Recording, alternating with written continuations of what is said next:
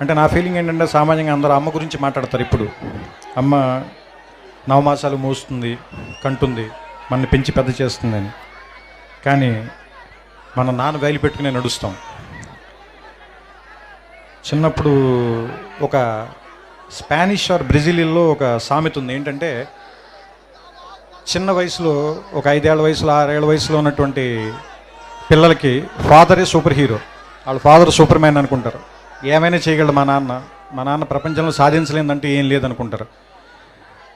వాడు స్కూల్కి వెళ్ళి వాడికి ఒక 10 ఏళ్ళు అంత వచ్చిన తర్వాత ఇంకా వేరే వాళ్ళు, ఇంకా డబ్బున్న వాళ్ళ ఫాదర్లని, లేదా ఇంకా బాగా పెద్ద పెద్ద కార్లు ఉన్న వాళ్ళని వీళ్ళని చూసిన తర్వాత మా నాన్న అంత గొప్పడు కాదేమోలే, మా నాన్నకంటే గొప్పలు కూడా ఇంకా చాలామంది ఉన్నారేమో అనిపిస్తుంది. అదే ఒక 15 ఏళ్ళు దాటి 18 ఏళ్ళు అవి వస్తున్నప్పుడు నాన్న సిగరెట్ కాల్చొద్దురా, లేదా బాగా చదువుకోరా, రాత్రిపూట ఇడ్లీకి ఇంటికి రారా, ఇలాంటివన్నీ చెప్పినప్పుడు మా నాన్న ఏంటి బాగా నసదొబ్బుతున్నాడు, చేదస్తాం అనుకుంటాను, మా నాన్నకి సరిగ్గా తెలియదు అనుకుంటా బతకటం, అందుకని ఇలా అయిపోయాడు అనుకుంటాడు.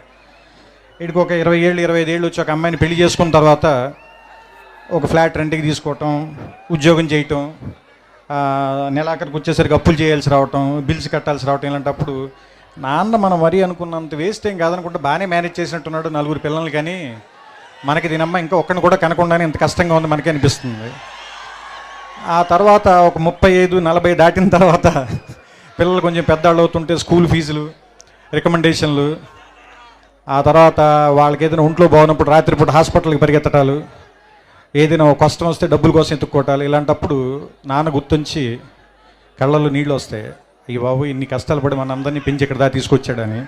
కానీ మనం అది చెప్పేసరికి చాలామంది నాన్నలు ఉండరు, చచ్చిపోతారు. అందుకని నా ఉద్దేశం ఏంటంటే నాన్న బతికుండగానే మనం అందరం థ్యాంక్స్ చెప్దాం. మన భారతీయులందరికీ కూడా భాషతో సంబంధం లేదు. మన భారతీయులందరికీ కూడా ఒక డే అనే దాని మీద పెద్ద నమ్మకం లేదు. ప్రేమని ఫిబ్రవరి 14 రోజులు మాత్రమే ప్రేమించి ఆ తర్వాత ఆడపిల్లని చంపేద్దాం, వాళ్ళ మీద యాసిడ్ పోసేద్దాం, అలా కాకుండా జీవితాంతం ఆడపిల్లని ప్రేమిద్దాం, తప్పేం లేదు. అలాగే అమ్మను కూడా సంవత్సరంలో ఒక రోజు ప్రేమించి మిగతా అన్ని రోజులు కంచాలు విసిరేసి తిట్టటాలు అవి కాకుండా అమ్మని జీవితాంతం ప్రేమిద్దాం. అలాగే నాన్నను కూడా ప్రపంచంలో సంవత్సరంలో 365 రోజులు ఒక రోజు కాకుండా 365 రోజులు గుర్తెచ్చుకున్నాం. అంటే నా ఉద్దేశం it's an vote to father. ఎందుకంటే ఫాదర్స్ సరిగ్గా గుర్తింపు లేకుండా మిగిలిపోయిన ఒక పాత్ర అనిపిస్తుంది నాకు, కావ్యాల్లో కానీ, నాటకాల్లో కానీ, సినిమాల్లో కానీ. అంటే అమ్మని డ్రమటైజ్ చేసినంతగా మనం ఫాదర్ని ప్రపంచం ముందుకు ఎక్కువ చూపించలేకపోయామా అని అనిపిస్తుంది. కానీ ఫాదర్ నుంచే కదా మనం వారసత్వం కూడా తీసుకుంటాం. ఫాదర్ ఇచ్చే డబ్బులు కాదు, ఫాదర్ ఇచ్చే పేరుని తీసుకుని ముందుకెళ్తాం. ఫలానా వాళ్ళ అబ్బాయి ఇతను, ఫలానా వాళ్ళ మనవడు ఇతను, లేదా ఫలానా ఫ్యామిలీ నుంచి వచ్చాడు ఇతను. సో అంటే ఫాదర్ దగ్గర నుంచి మనం ఇన్ని తీసుకున్నప్పుడు, ఫాదర్ దగ్గర నుంచి మనం సంస్కారం తీసుకున్నప్పుడు ఫాదర్కి తిరిగి మనం ఏమి ఇవ్వగలం? కృతజ్ఞత. ఫాదర్ కృతజ్ఞత కోరి మనం పెంచడు కదా, మరి ఏమి ఇద్దాం? ఒక జ్ఞాపకంగా గుర్తుపెట్టుకున్నాం, మర్చిపోవద్దు. మనం అతనికి చెప్పాల్సిన అవసరం కూడా లేదు. ఎందుకంటే ఫాదర్ మనం తిరిగి థ్యాంక్స్ చెప్పాలని కోరుకోడు.